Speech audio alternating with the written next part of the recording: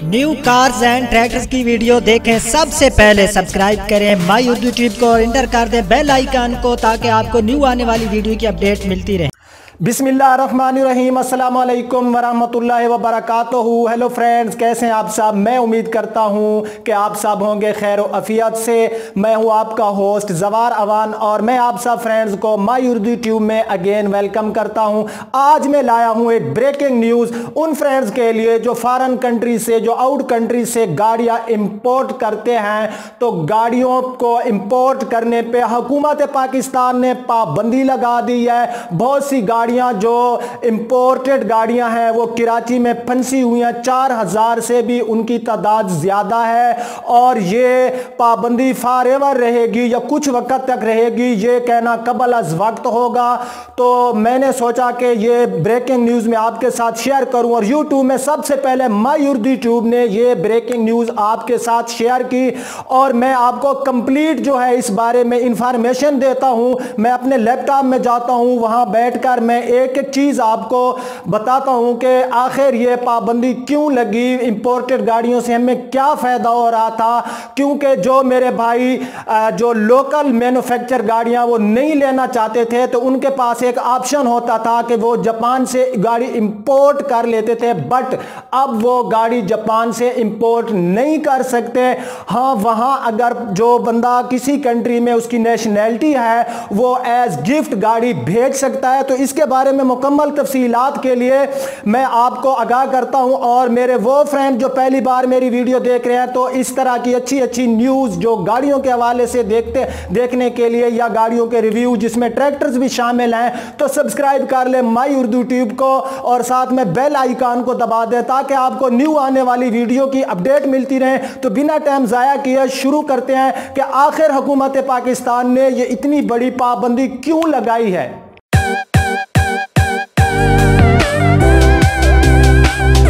जी तो दोस्तों, मैं आपको पूरी तफसील से बताता हूं कि हुकूमत पाकिस्तान ने बिल आखिर ऐसा कदम क्यों उठा लिया है कि उन्होंने इंपोर्टेड गाड़ियों पे पाबंदी लगा दिया है कि आप किसी भी कंट्री से गाड़ी इंपोर्ट नहीं कर सकते।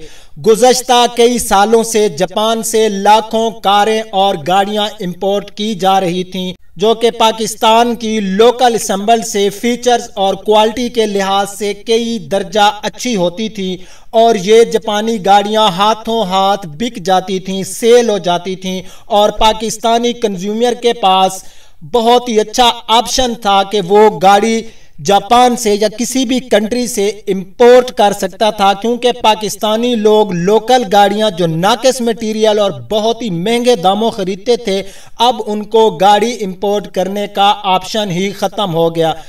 बल्कि इन इस्तेमाल शुदा गाड़ियों के कस्टम की मद में गवर्नमेंट ऑफ पाकिस्तान को 80 अरब रुपए का रेवेन्यू हासिल होता है। इसके साथ साथ इन गाड़ियों कि इंपोर्ट की बदौलत पाकिस्तान में लाखों अफराद का रोजगार मुंसलिक हो चुका था। लेकिन वजारत तिजारत हुकूमत पाकिस्तान के 4 दिसंबर के अचानक और गैर मुतवक्का नोटिफिकेशन के मुताबिक ओवरसीज पाकिस्तानी बतौर तोहफा या जाती सामान या रहायश तब्दील करने की सूरत में कार पाकिस्तान एक्सपोर्ट कर सकते हैं और उनको इजाज़त होगी और कमर्शियल बुनियाद पर गाड़ियां इंपोर्ट नहीं हो सकेंगी। वजारत तिजारत ने यह फैसला लग्जरी गाड़ियों की इंपोर्ट की हौसला शिकनी के लिए में भी ये फैसला किया है और कहा है कि अब न्यू नोटिफिकेशन के अज्जा के बाद कमर्शियल बुनियाद पर गाड़ियों को इंपोर्ट करने वाला खुद अपने नुकसान का जिम्मेदार होगा।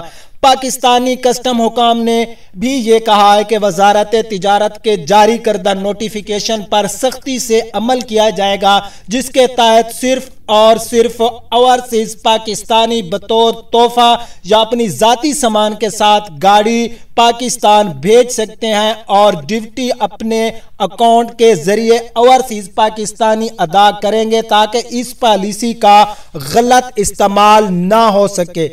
हुकूमत के इस नोटिफिकेशन के बाद तकरीबन 4 से 8 हज़ार इंपोर्टेड शुदा गाड़ियों को रोक लिया गया है और इतना अरसा गुजरने के बावजूद हुकूमत ये फैसला नहीं कर सकी कि नोटिफिकेशन आने तक जो गाड़ियां जापान और दीगर ममालिक से पाकिस्तान के लिए रवाना हो चुकी थी उन गाड़ियों को किस तरीके कार के तहत क्लियर कराया जा सके, जिसकी वजह से गाड़ी मालकान काफ़ी हद तक बेचैन है और उनमें काफ़ी बेचैनी पाई जाती है और रोज़ाना की बुनियाद पर लाखों रुपए का डैमेज भी उन पर पड़ रहा है।